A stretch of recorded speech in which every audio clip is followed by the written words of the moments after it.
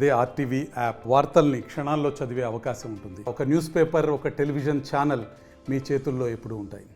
Tungabhadra high level కెనాల్లో gate number 19 ఏదైతే కొట్టుకుని పోయి దాన్ని పునరుద్ధరించేటువంటి కార్యక్రమాలు చేపడుతున్నామో ప్రతి గంటకు కూడా అక్కడ ఏం జరుగుతుంది అనేటువంటిది ప్రత్యక్షంగా చూసుకోవడం జరుగుతూ ఉంది. అక్కడ ఉన్నటువంటి మన అధికారుల బృందం నుంచి పర్యవేక్షించుకుంటున్నాం. ఇప్పటికీ ఆ కార్యక్రమానికి అడ్డంకిగా ఉన్నటువంటి పైన కౌంటర్ వెయిట్ 30 టన్నుల కౌంటర్ వెయిట్ని ఇవాళ ఉదయాన్నే కిందకు దించడం జరిగింది. అతి జాగ్రత్తగా అది సురక్షితంగా కిందకు రావడం జరిగింది. ఇది మొదటి విజయంగానే మనం భావించవచ్చు. ఆ 30 టన్నులది ఎక్కడ పడుతుందో అనేటువంటి ఆందోళన మనకు చాలా ఉండింది అధికారులందరిలో కూడా. దాని నుంచి పెద్ద ప్రమాదం జరిగేటువంటి డ్యామ్కు ప్రమాదం జరిగేటువంటి పరిస్థితులు ఉండేవి.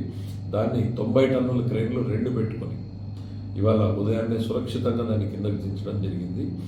ఇప్పుడు గేట్లు దించడానికి పైన ఉన్నటువంటి స్ట్రక్చర్ ఏదైతే హాయిస్ట్ అంటారో అది అడ్డుగా ఉండడం వలన ఇప్పుడు దాన్ని కట్ చేసి అవన్నీ కూడా ఈరోజు మధ్యాహ్నం సాయంత్రం లోపల అది ఓపెన్ చేయడం జరుగుతుంది. దాని తర్వాత సాధ్యమైనంత మేరకు ఈరోజు సాయంత్రం లోపల తొలి గేటుని దించేటువంటి ప్రయత్నం జరిగేలాగా యాక్షన్ ప్లాన్ని రెడీ చేసుకోవడం జరిగింది.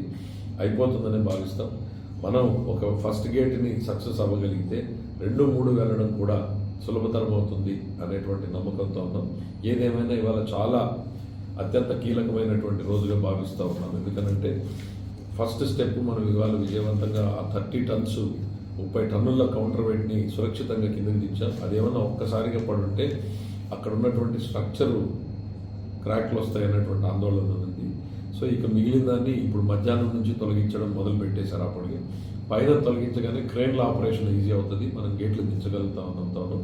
ఎప్పటికప్పుడు మీ అందరికీ కూడా దీనికి సంబంధించినటువంటి, ఎందుకంటే రైతుల్లో చాలా ఆందోళన ఉంది కాబట్టి ఏం జరుగుతుంది, ఇది అవుతుందా లేదా అనేటువంటిది ఎటువంటి ఆందోళన చెందకుండా ఈ ప్రభుత్వం మేము మీకోసం పనిచేస్తూనే ఉన్నామని తెలియజెప్పడం కోసమే మీ ముందుకు రావడం జరిగింది.